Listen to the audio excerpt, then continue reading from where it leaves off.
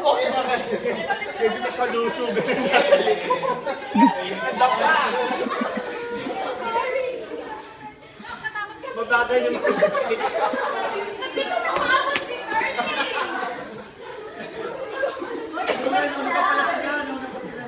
Ano, pwede ka muna. Sorry, may video ba? So, anong catch doon sa games natin, diba? It's yun, para sa mga kids natin na protektahan yung mga anak nila, diba? I mean, yung mga team leads, mga managers natin, parang nandyan sila para i-guide tayo. Diba? Kasi once na sila mismo, hindi nila tayo mag-guide ng tama, ay anong mangyayari dun sa atin? Mapuputol! Message. Dahil dyan sa mga kapanasamin. Hindi.